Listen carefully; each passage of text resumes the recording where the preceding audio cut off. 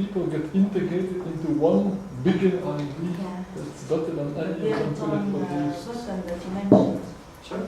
The build on button. Yeah. Then you can create a new concept.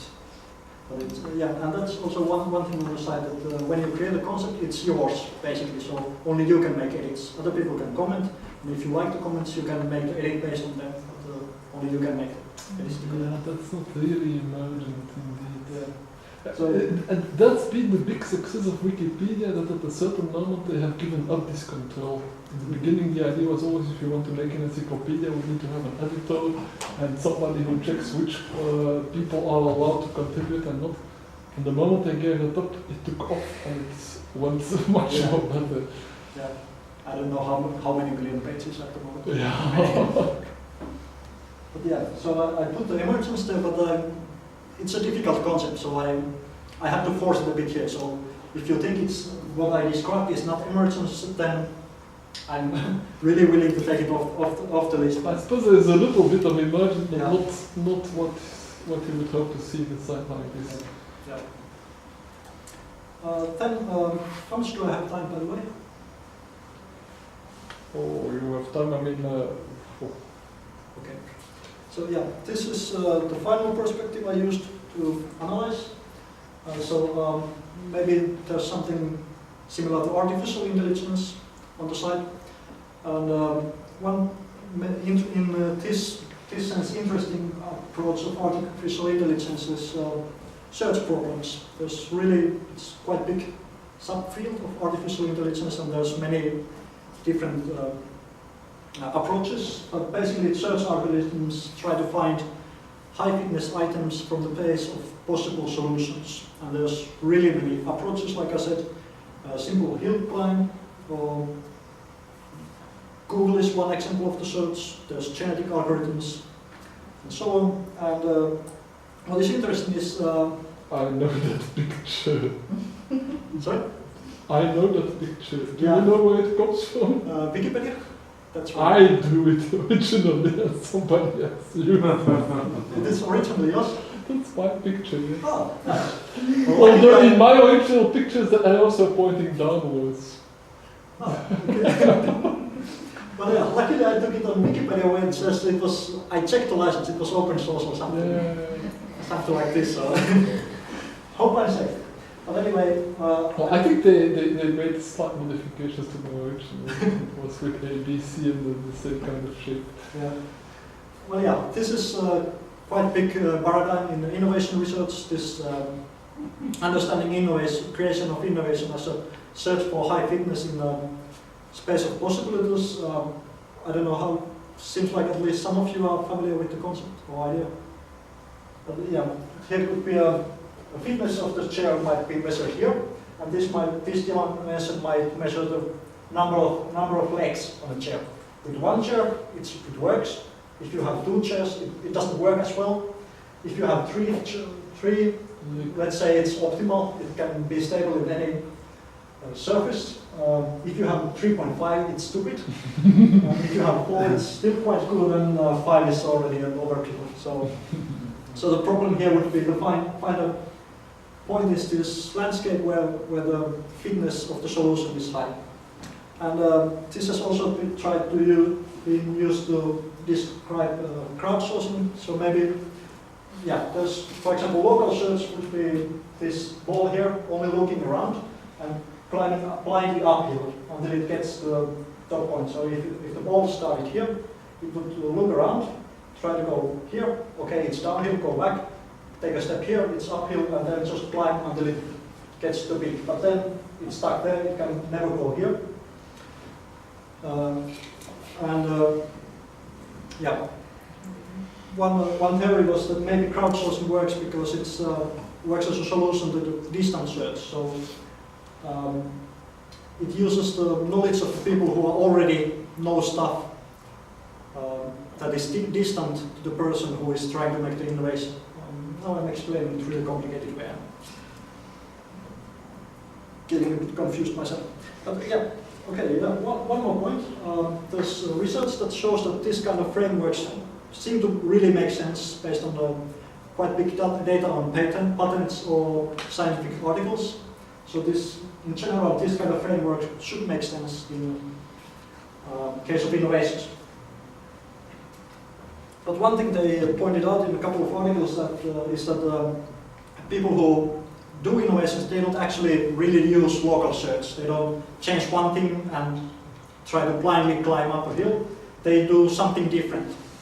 They can use the intelligence of them to try to make shortcuts or connections. And there was people who writing these articles pointed out that this approach should be improved by using the heuristics that people actually do use when they search for innovations. And by chance, I just happened to find such paper. In this paper, the people had compared the experience of individual inventors, people like who invented the Mac, the first Mac, Wozniak.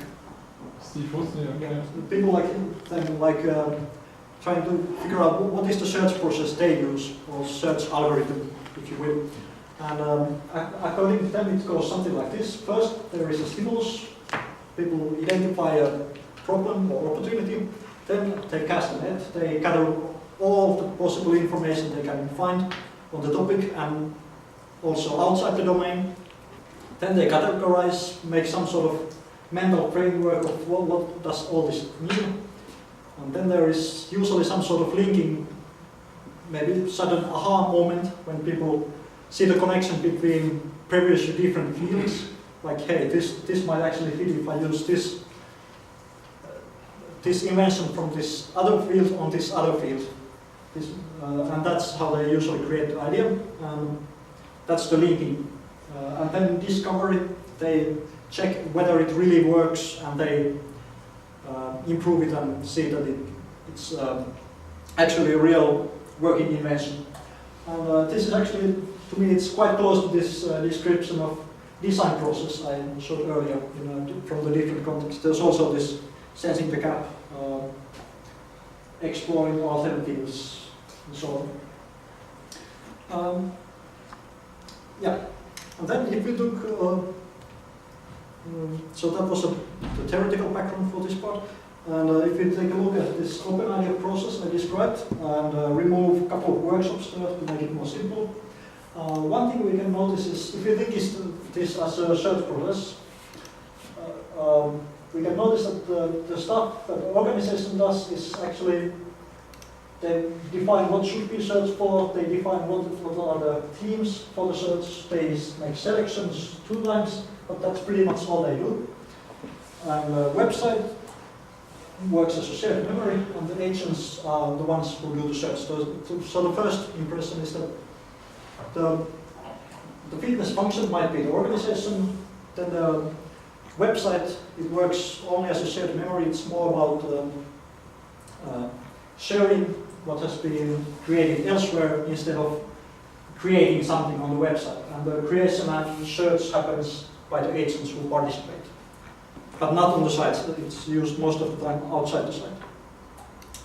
And then if we compare, think of this open idea as a whole, the system, as a single inventor. So maybe this whole system works as some really, really big inventor. There's actually, well, open idea is based on a design company called IDEA, so not surprisingly, it's quite close to the design process, their approach.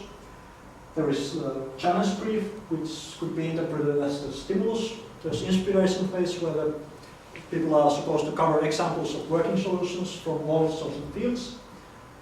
In synthesis meeting, they categorize the findings, make themes, and combine them to themes, make also some design constraints.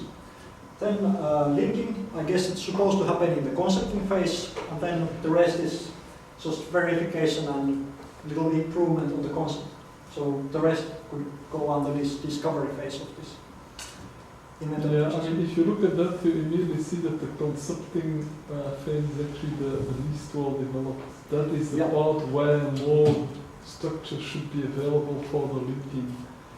most of it is combined in the last phase where it's mostly selection and refinement, and these are the easy parts. Yeah. It's the concepting part that's the most difficult and the most interesting, and where they kind of basically leave it to the individuals. Yeah, that's exactly what will come next. There's a bit of empty page, and that's exactly my conclusion too.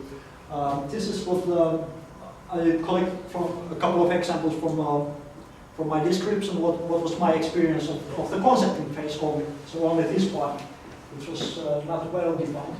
And actually, what I did in this concepting phase only is goes really closely also to these phases an individual inventor is expected to do. I was getting the stimulus, I was screening what was the challenge brief again, how should I proceed here.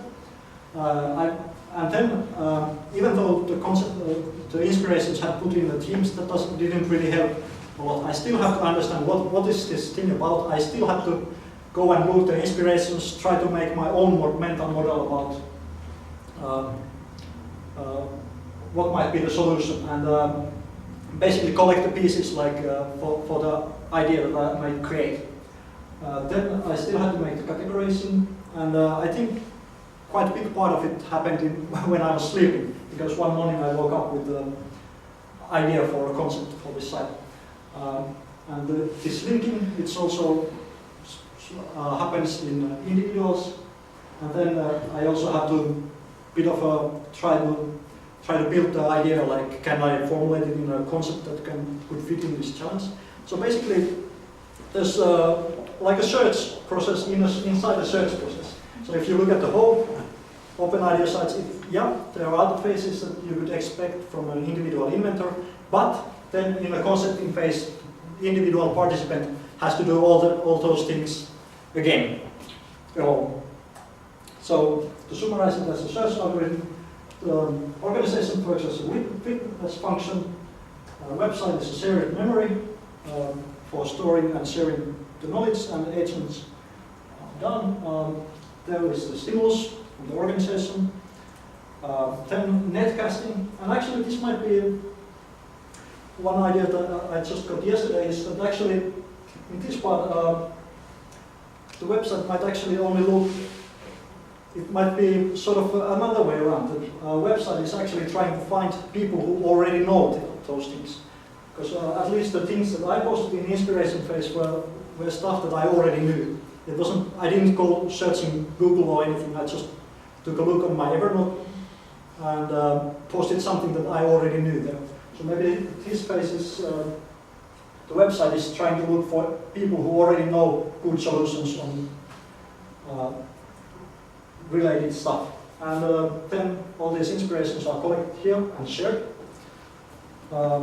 Then, there's this categorizing to teams, not really helpful in my opinion. And then in the concepting phase, the individual inventor has to do all the phases of invention process alone. But it might be made a bit easier because this netcasting, instead of the whole world, or going to the library, trying to figure out what is this about, that's already shared here also. Maybe this netcasting can be done in the individuals can do the netcasting in a smaller amount of information, so maybe that way it's made a bit easier here. And then the rest is just this discovery. And actually the refinement, that might be described as local search, because you already have the idea there and you just add it's the local search part that you find. The non-local search part is usually modeled just with genetic algorithms, where you recombine parts from far away in the state space and create new things that are wild combinations.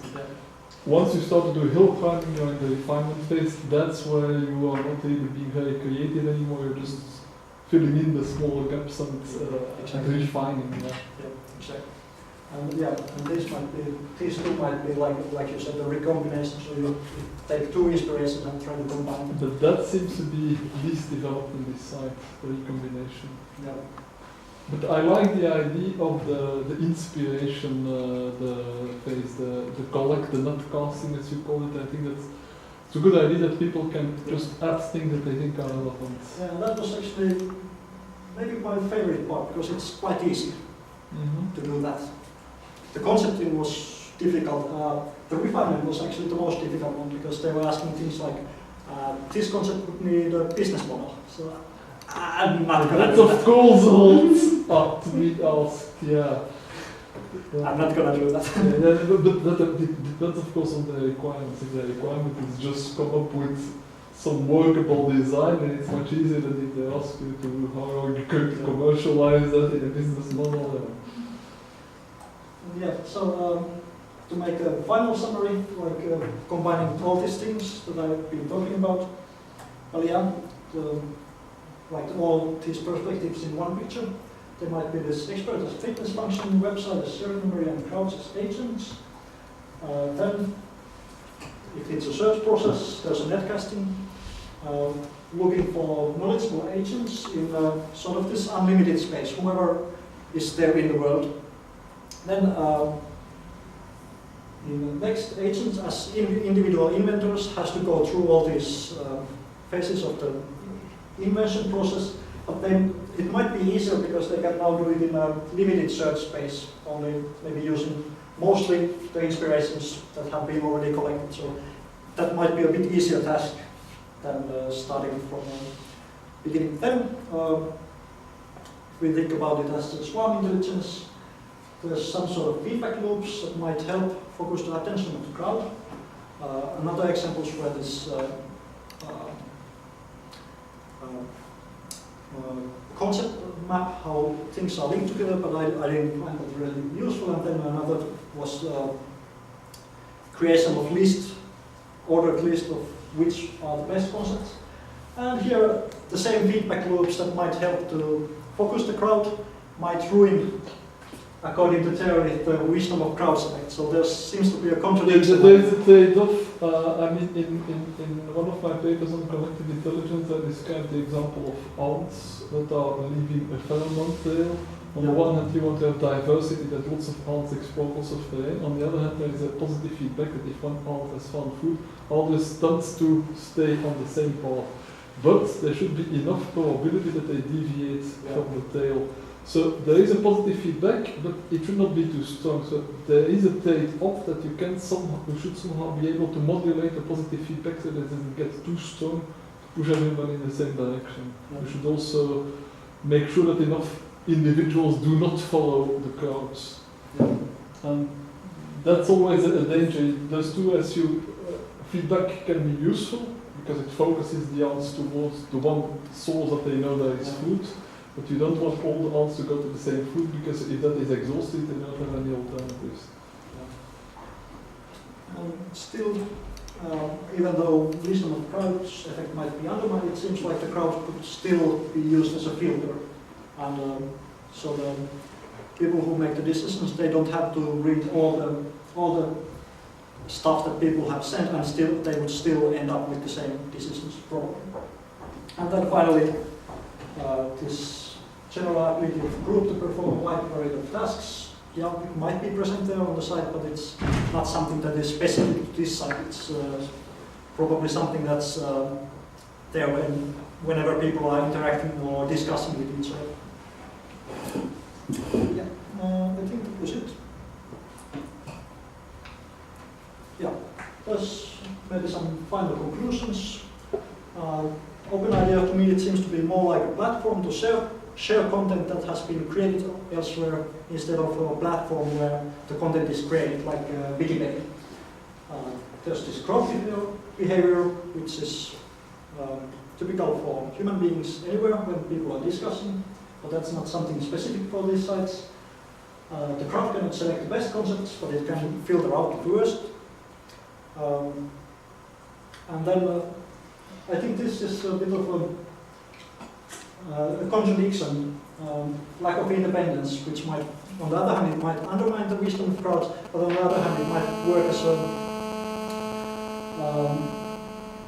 directing the crowd. And I think it also might cause some problems of this model I came up with, the literature review, where Where the idea was that when you have these emergence, you will end up with wisdom of crowd, but actually the swarm intelligence and wisdom of crowd effects, they might be against each other.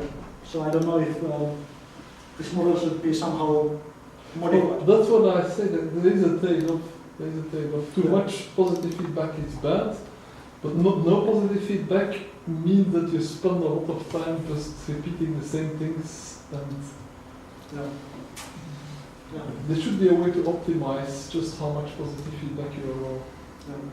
And probably the idea that in the beginning stages there should not be positive feedback, but as things already get to a certain level of quality, then you can use the positive feedback to go faster.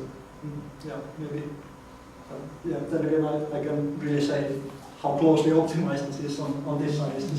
Probably it's kind of more intuitive. They probably haven't thought this to that degree. Well, yeah, then if we look at as a collective intelligence system, it seems to fill the criteria of Screwed paper if we accept that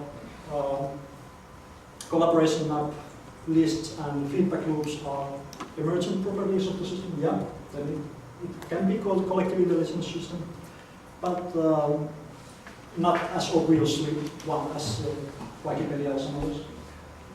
Then this OpenIDEA search algorithm, I don't know, at this point it's pretty much only a description.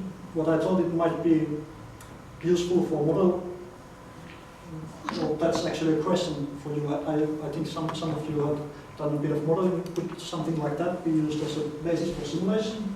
Or maybe if I do same sort of research on other sites, would that be a good way to compare the sites? That's pretty much all I have to say. There's also some questions. Yeah, for me one big question is like this is probably what I could get out of if I did the same on the other sites. Big question is, should I do it? It's quite a lot of work, maybe, but then we would get a comparison of many sites. You should probably abstract out of the many observations you made now the most important ones and then concentrate on those when you analyze other sites. Because I think you have made many relevant points, but some of those can probably be subsumed under more general points or are less important. And if you can formulate the most important criteria, kind of condense your present list of criteria to a smaller list, then you might find the other side it will be more efficient. So what would be the most interesting, like of the different approaches, what would be the most interesting? Well, all approaches are interesting, but you have presented them independently while they are not really independent. The search algorithm, for example, is not just an idea from AI, it's a general description of any kind of intelligent problem-solving process. And it doesn't matter really whether it's a person or a robot or a crowd that is doing the search. The search means basically that you can define some kind of a space of possibilities, and that some of these possibilities are better than others, that's your fitness function, and that you need some way of jumping from one spot to another that increases your chances to get at the highest fitness. And you have, as you say, hill climbing, which is a local method.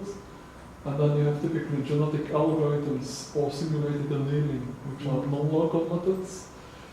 Typically, the more creative you need to be, let's say the more difficult the problem is, the less local you can work and the more jumps you need to make. Because you don't know a priori in which part of the space to look for.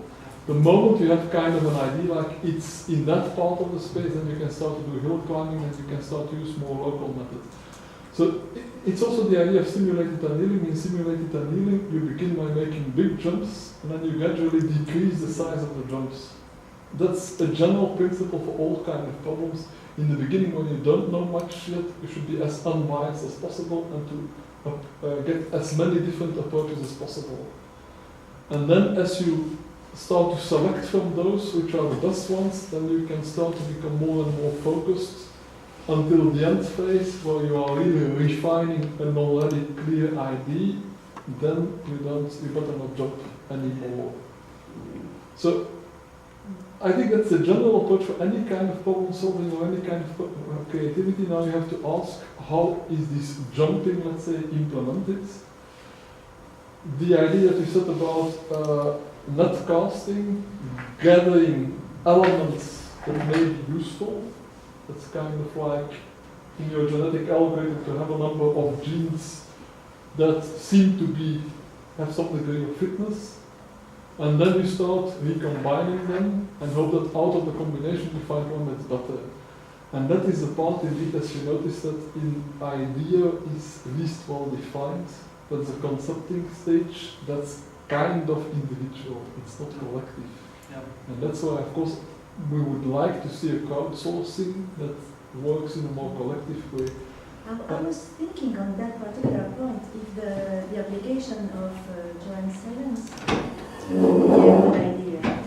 Just Joan Sellens has a similar kind of an approach, but there is also not strictly this aggregation mechanism, in the sense that people can improve their observation based on what they heard from the others, but it's also individual proposals. yes, but The crowd selects what's important, the crowd does not really recombine. But the ripples of the more relevant ideas, concepts that come from the different tables were getting more visibility, and they were proposed to new tables to rediscuss.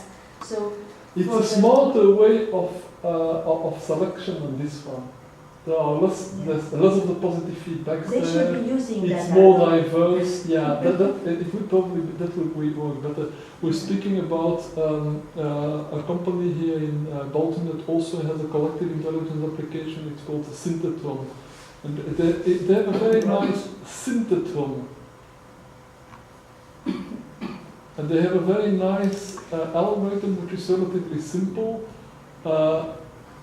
It's online in real time. People sit at their computer, they get the challenge, they give their answers, and they are kind of coupled to neighbors. They don't know who their neighbors are, and they see the answers of their neighbors, they evaluate those answers, and then those that get the best evaluations are propagated to a wider neighborhood.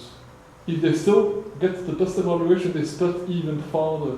So initially ideas are evaluated locally, but the best one propagate farther and further. And in the end, they collect the very best ideas lined up, and people, when they see ideas, they can react to it by proposing what they call a synthetron, which is kind of an idea that summarizes the best ideas they have seen so far. But this synthesis aspect is still individual. But the selection aspect is collaborative, and it's less positive feedback sensitive than this one. And who decides where to stop the cycle? When to stop the cycle, that's a moderator, so that's also kind of an expert, but the expert is not judging on the basis of the content, but on the basis of has this thing been seen by enough people, is there still more activity, things like that. But making it, that tool was real time, so everybody has to be seated together, but making it synchronous, it will fit fantastically this process. So, yes, virtual tables. The virtual tables have the advantage that you are connected to a number of people anonymously that you don't know, who may have very different ideas from yours, and therefore you can have more the chance to have kind of a creative,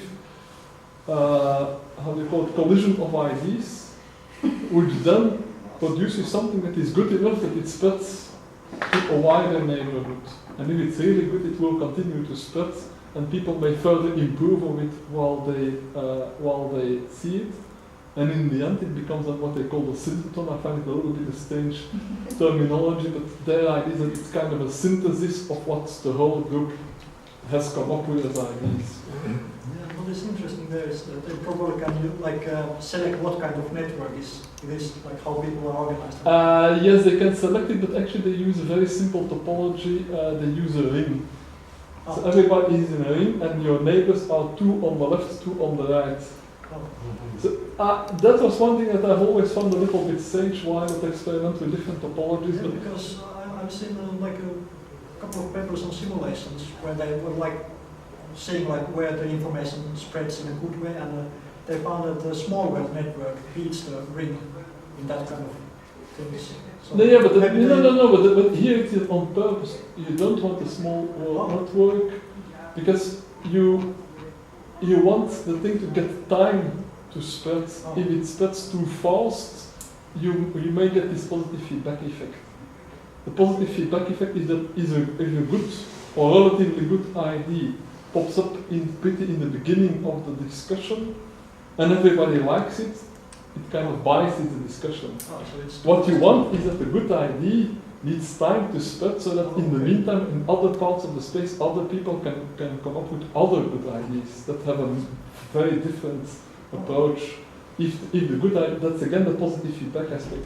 If the positive feedback is too fast, you smother the possibility for new ideas to come up because everyone say, yes, that's a good idea, let's refine that. I was wondering on the positive feedback here, you didn't mention negative feedback, and isn't it a moderator there? Because I'm pretty sure there is one. I didn't really, it's difficult for me to say what my, most negative feedback you usually get on the side is probably lack of attention. Because they really emphasize that everyone should be positive and encouraging, and most of the comments are like, typical comment is like, yeah, I like this. Not very proper, you may see if there is a moderator or not. Sorry? If you post a comment not very appropriated, you will notice if there is a moderator taking it out or yeah, that's probably true. But if the concepts are because it's a great idea to have positive feedback instead, because it gives you on a constructive way something to be changed. But if there is only a moderator, there may be some other biases that are taken away. But there's not that strong negative feedback effect like in, like I mentioned before, and if no one replies to the topic in 5 minutes, it's gone forever. not that strong negative feedback, at least.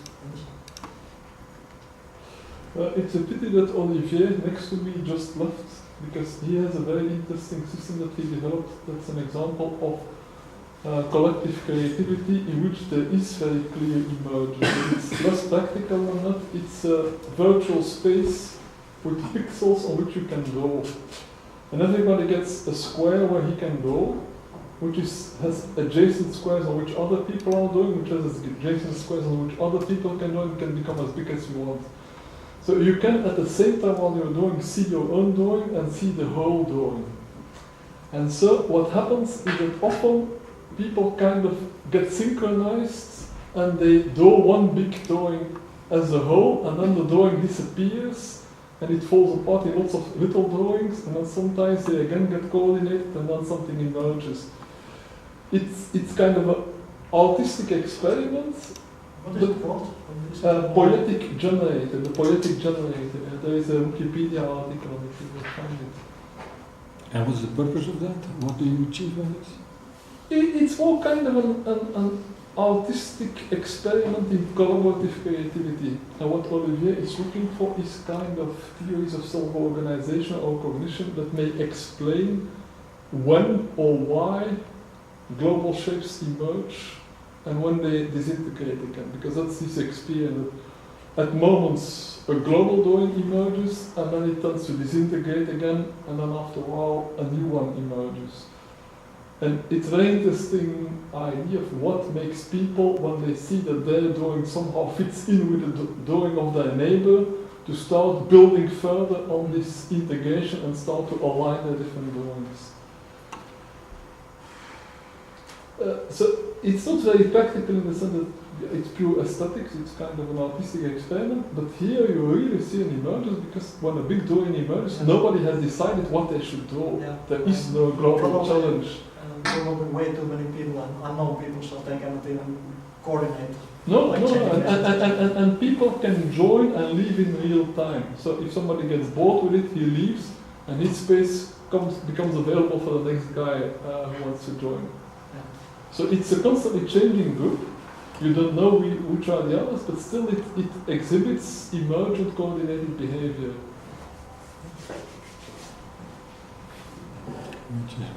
Which is what natural world is all about. Huh? That's how it works. Huh? People change all the time, and yet the picture has to change all the time. But my question here is, if I try to understand what you're trying to achieve, I'm wondering how would I apply this, for example, in the development of the first Mac, right? I mean, how the process of the first Mac, you can reconstruct so many strategies as to how it happened. There probably is one real how it happened, which is when they visited Palo Alto or something. But how would that happen in such a... Because it was the brilliancy of Jobs that he saw the different technologies from Palo Alto, that he says, I can now make a fantastic product in that. And it took him literally a few days to assemble the ideas of a first PC. But it existed already conceptually at Palo Alto Research Center. So he was the brilliancy to see the opportunities. Yeah. But if there is nothing to match your innovation with, how do you start them? How do you innovate something when you have no link to something previous? Or how can you cannot integrate the parts, the different technologies that existed? Well, it was a Xerox Spark that did. It was Xerox Spark, yes. There were lots of creative they had it. who were allowed to play. All the components were there. Things. All the components were there, so, but he had the brilliancy to say, wow, there's a fantastic market for that. Huh? Yeah, but that's the difference between an invention and an innovation. Yeah, well, he didn't invent anything. He didn't, well, what's invention and innovation? Okay, he actually coupled together. We can show that in many cases through history that the invention already existed. Okay. Innovation is the grouping of the invention. Like mills. The whole idea of using a system to move water is as ancient as farming. Yeah, and so it's in the application of the invention that you actually see the innovation. Well, it's a whole discussion. In this case, as far as I understand, apart from this business model part, that's not really the intention of the website.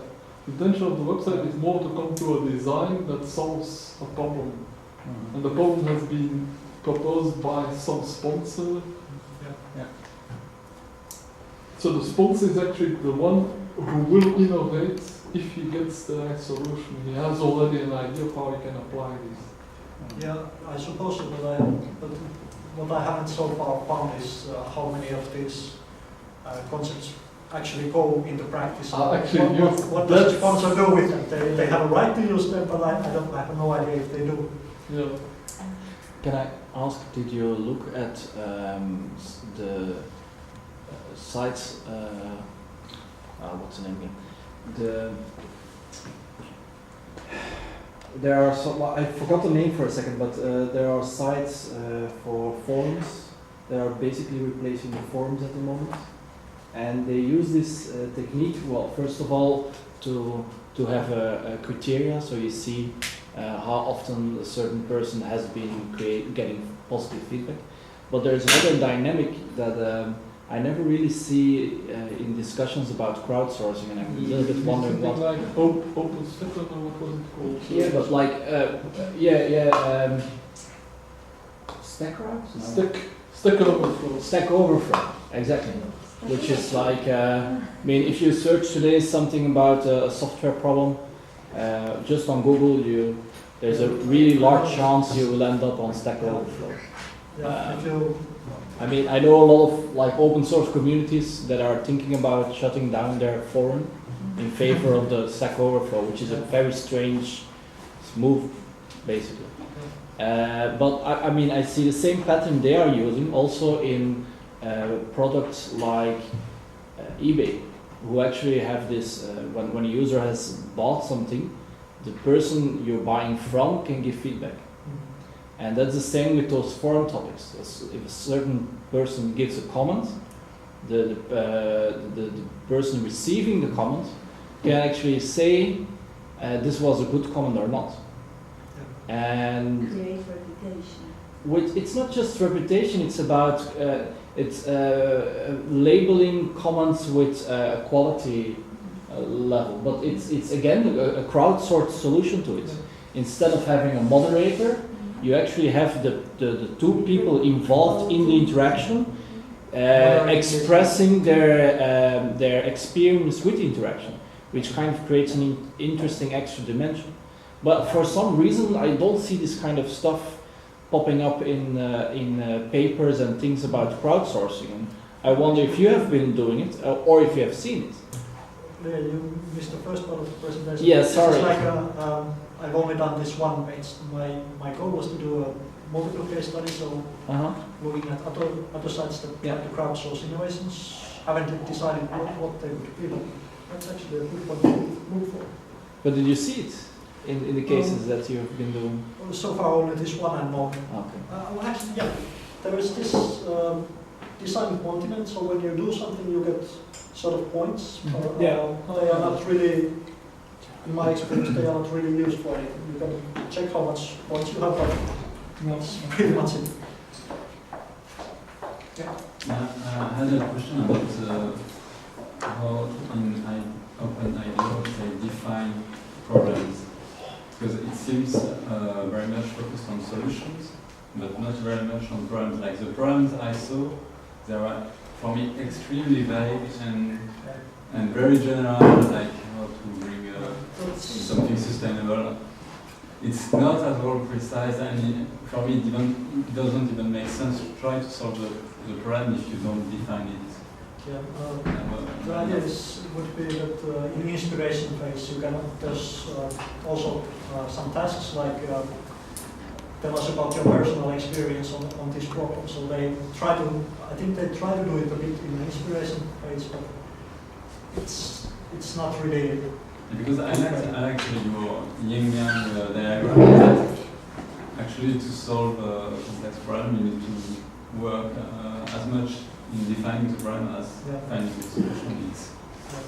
I heard that Einstein said that if you have 1 hour to solve a very difficult problem, you would spend 55 minutes figuring out the problem and 5 minutes solving it. So is it really different? Sorry? I mean, these processes, are they different? Defining problem and solving problem. Yeah. Kind of defining problem takes 55 minutes and 1 hour. Yeah. Well, you can formulate in the internal research space. Defining the problem means reducing the search space to a much smaller one. And if you reduce it enough, then the answer becomes trivial. So it's the same process. Yeah. Herbert Simon has said important things about that a long time ago. When he created the theory of problem solving. Most people have forgotten that. I'm not sure. Is it in Sciences of the Artificial or some other paper? I think it's some other papers probably. Herbert Simon has something like 1,000 publications, so it's I don't remember where. He has written about problem representation. It's called the problem of problem representation. I've also played There's a whole shelf in the library just for him. Yeah. Yeah. I have one question. In one of the slides, you compare the selection of a crowd with the selection of experts. One thing which I saw it more than one time, and one thing that I'm missing in this kind of comparison is how long it takes for an expert to reach the selection and how long cumulatively it takes for a crowd to reach the same selection. Because if the crowd cumulatively it takes 1,000 hours, while the expert does it in 15 minutes, it is not a kind of an objective comparison, and it is not mentioned anywhere. It just says that the crowd makes the same selection, but if it takes 10,000 times more, Yeah. so do you know something about it? No, but that's actually a good question. Also, that would also be interesting to compare how efficiently coming up with these concepts is through crowdsourcing or by experts, because here each person in the crowd, they have to spend quite a lot of time figuring out what is the problem and so on. So maybe it would be time-wise, or the total time-wise, more efficient to just use the experts instead of crowdsourcing. But I have no answer to that No, question.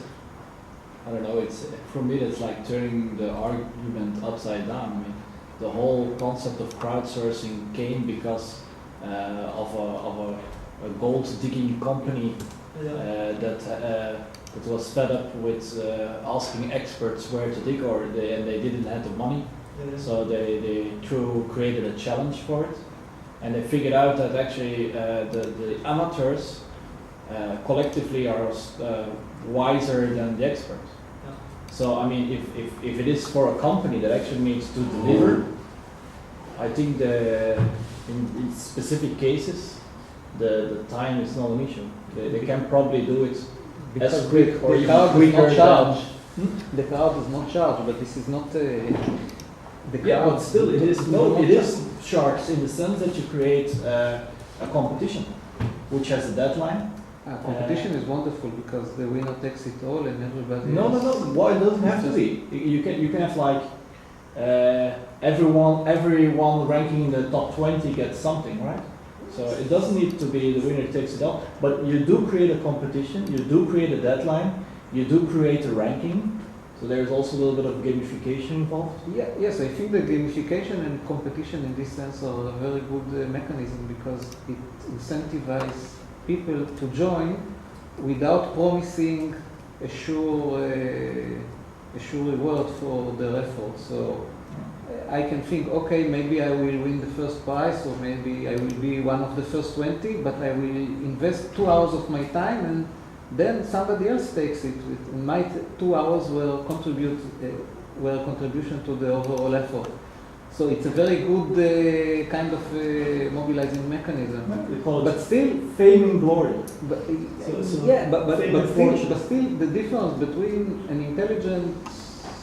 generally intelligent person and an expert is really how long it will take you to reach the same result. The expert usually will do it much faster. Well, that's the difference between, I mean, if you solve, like if you have a very strong computer, he can calculate very quickly. But if you have several weak computers and you put them parallel, they may be faster than the strong computer. It depends on how you design it. That's why I think that's... Yeah, it depends on the parallelism. It depends whether the problem can be decomposed Yes. enough. And for some problems it's Yes. easier, Like- for others not.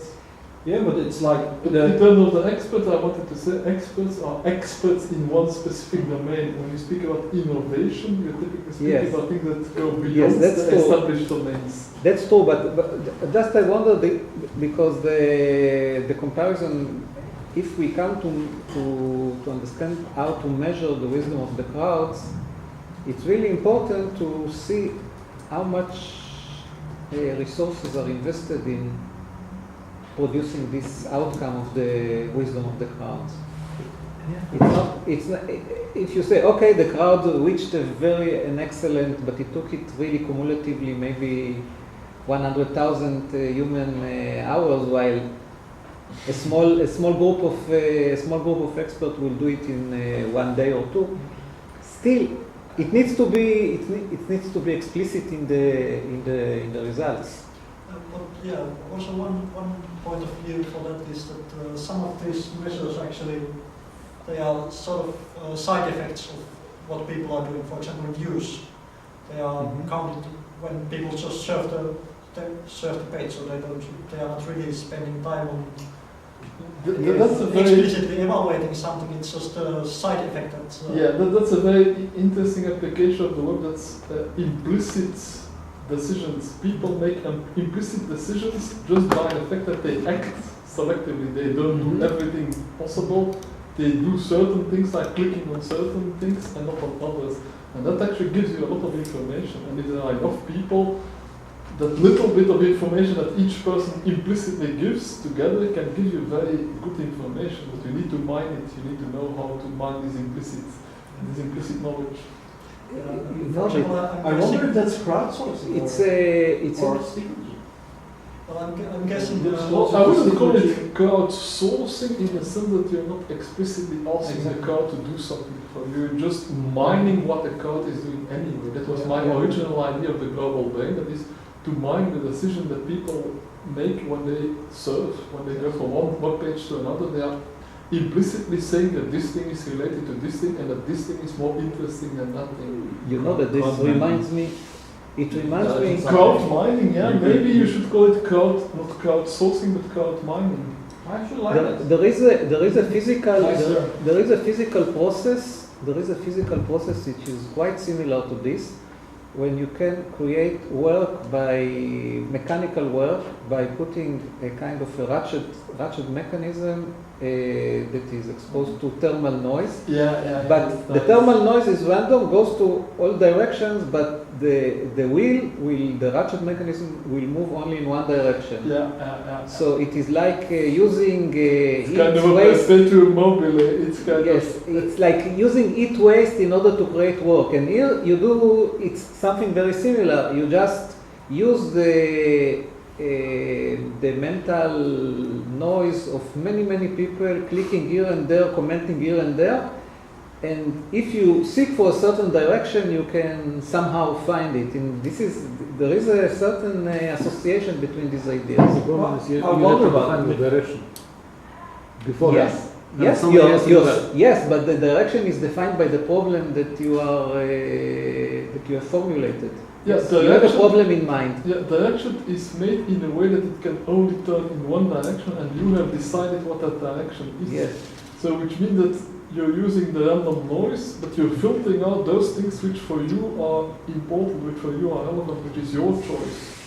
But the information can be mined out of this noise of all these people doing different things without being aware that anybody is observing them. Yeah, I think a good example of that is Gangnam Style. You see the music there. I've heard about that viral video. It's a clear. My 9-year-old She's daughter. Number What of is it, people like who watch 800 the video. million views at the moment on YouTube? The most viewed It's a channel. difficult dance. I've tried it. But I think that is very seriously a case of positive feedback. Some crazy dance. Yeah, because It's probably not better than those I of think other that's videos. that's bullshit. it's actually quite bad. But it is. I was looked at it, so It is just because it actually already got a critical mass in its own country. Otherwise, it would never. Yeah. It's because you just recognize them as those crazy Koreans. Koreans. Yes, exactly. It becomes a brand. It becomes alive on its own. But I mean, what I've noticed with the things I saw from crowdsourcing is you can actually not disconnect it from expertise. I mean, there is a famous case of crowdsourcing being used to find the missing millionaire. Oh yeah. Yeah. Which There was a millionaire who got lost in the desert. with the plane. Yeah, and so they used crowdsourcing, and it didn't deliver any useful information. And I mean, if I just compare the cases, you see that the cases that actually work really well is a case where the expert is replaced by a group of amateurs. But that means that the amateurs already have the expertise. It's just more distributed. Yeah. So you're using a system, you're actually replacing the experts by an intelligence amplification system where it's not, because what is the difference between the expert and all the amateurs? It's that the expert is the combination of all the amateurs' experience, and he has abstracted it, and therefore it becomes more fixed. In in theory, yeah. but experts are more likely to be biased. Yes, than they the are more crowd of biased. amateurs, because the amateurs have had different. And that's why the experiences. amateurs are actually better performing on the task than the expert. So the expert is a quick way, but the amateurs is a more robust way. Yeah. But that, for me, that means that if you don't have a community of amateurs, then you cannot use crowdsourcing. Well, I think there's also this approach used by Innocenti where they're actually looking for an expert that already knows the solution. If the company is having a difficult problem and they cannot solve it by their own experts, they post it as a challenge and they hope to find some expert that already has the knowledge. So it's this basically this group of amateurs. There somewhere is a hidden expert that they want to find. Yeah, but for example, you have the I think it was Korea again, where MTV was trying to get a market, and it's a big country. They wanted to go. They are a big company, so they are taking it on big times. So, but what they did is using crowdsourcing by asking the people who were watching the American version of MTV to vote on what they call the DJ for the local MTV, and that also turned out to be a very good case. But why? Because it's the viewers who are the experts. Yeah. So it's a little bit.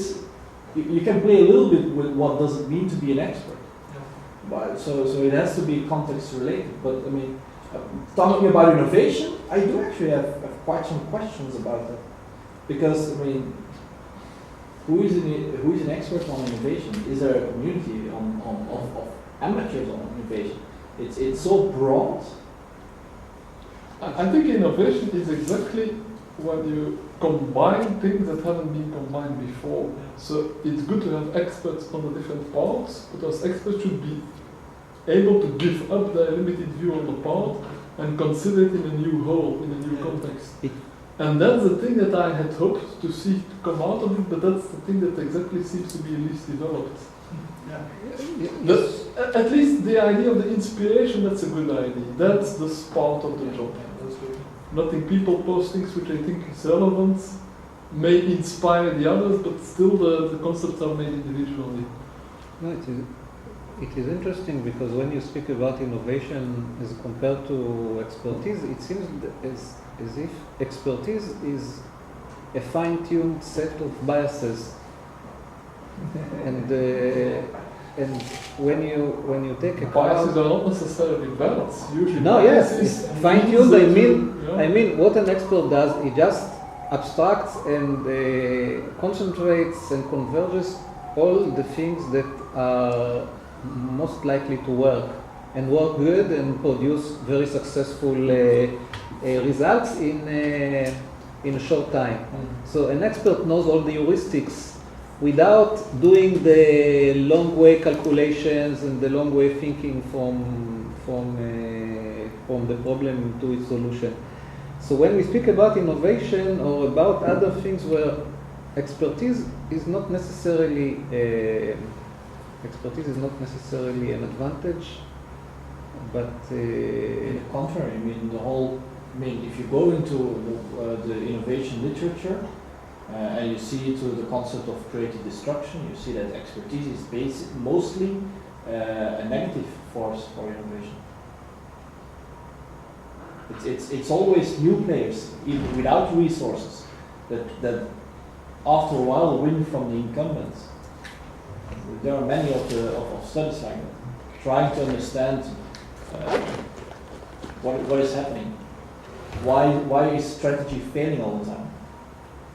So, I mean, my opinion is very simple. I mean, it's that innovation has to do with a pragmatic need where there's a gap between skills and vision. Because then the bias is okay, because you're biasing to an action you cannot produce yet. But there's a pragmatic need to produce an action, like renewable energy now. We are not doing it now, but everyone knows we have to. So then there's a bias to an action you're not doing yet, but there's a pragmatic need.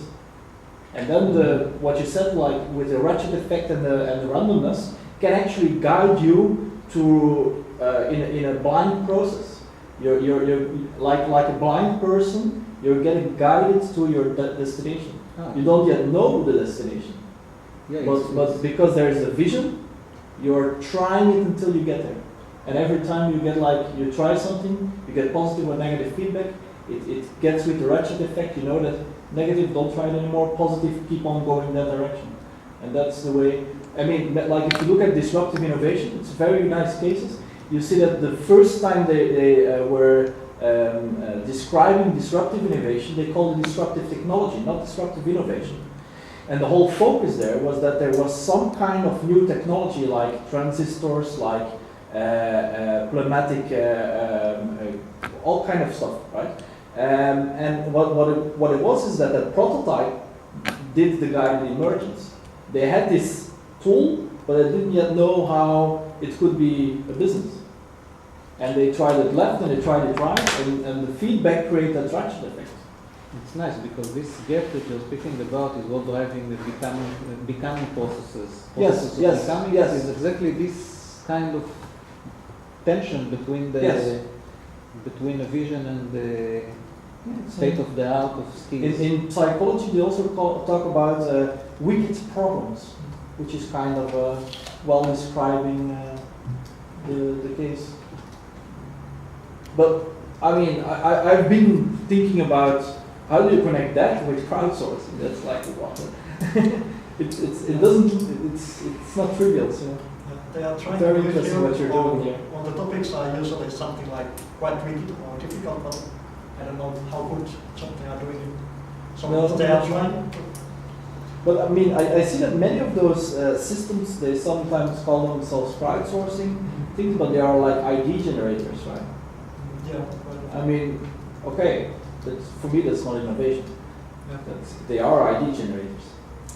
It's like, I mean, I know that in the future studies has now become futures studies because they know that they don't have grasp on the process. Well, it's interesting. Oh, but in this case, I think they go beyond the brainstorming stage just because they have these refinement stages in which we're even supposed to come up with a business model. Mm-hmm. That is real innovation if you would come up with a working business model. But I don't The only problem is, as Mixel likes to repeat, the really disruptive innovations, you don't know what the business model will be until you try out all kind of things. Usually the way they think they will make money doesn't work, but then they discover some other way to use it that doesn't make money. Yeah, but that's interesting things because if you look at the cases of the disruptive innovation, it's most oftenly with a company that has a constraints on money. There are cases of companies without constraints on money, like Xerox Spark is the nicest example, that actually has created a lot of inventions but didn't innovate.